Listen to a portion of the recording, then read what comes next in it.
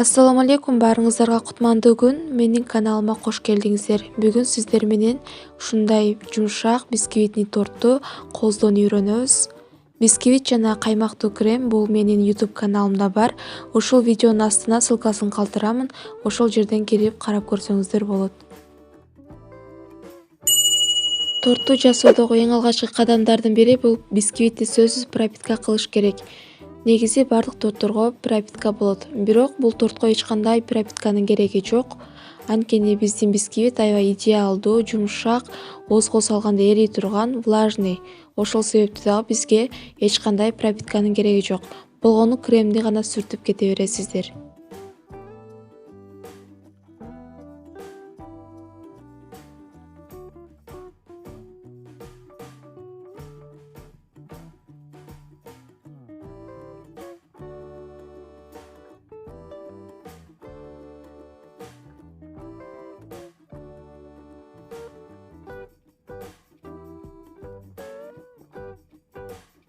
Корждардын бардыгын ирети менен жагып бүткөндөн кийин үстүнө бир аз ушинтип чука обтяжка беребиз. Андан кийин белковый кремден бир аз агартыш үчүн 2-3-4 кашык салып сүртүп алабыз.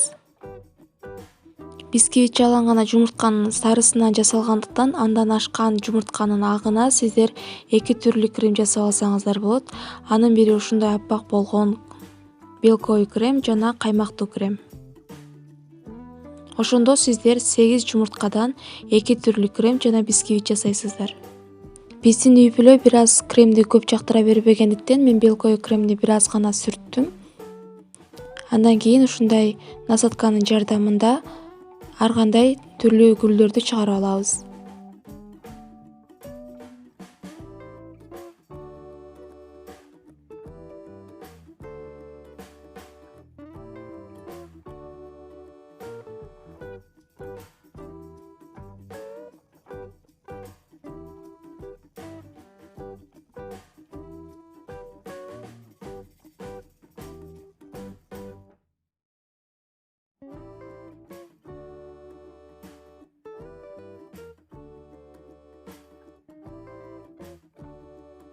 Торту кооздоп бүткөндөн кийин муздаткычка 2 саатка тыныктырып коюңуздар. Ошондо сиздердин тортуңуздар даамына кирип, корж менен крем бири-бирине сиңишип, аябай жумшак жана даамдуу болуп чыгат.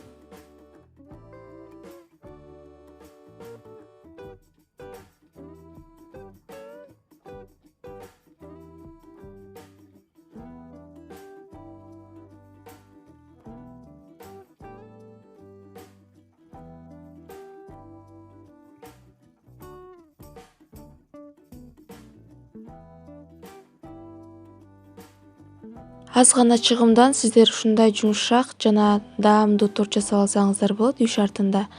Эгерде видеонун аягына чейин көргөн болсоңуздар, каналыма катталып, лайктан басып, коңгурочону басканды унутпаңыздар жана бул торту сөзсүз түрдө жасап көрүңүздөр. Бул торт дүкөндөгү торттордон дагы ашса ашат, бирок эч кандай кем калбайт. Чындыгында даамы сонун болуп чыгат. Дагы бир жолу айтып жатам, баарыңыздар жасап көрүңүздөр. Ар дайым менин видеомду калтырбай көргөн көрөрмандарыма чоң ыраазычылыгымды билдиремин. Эмки көрүшкөнгө чейин аман болуңуздар.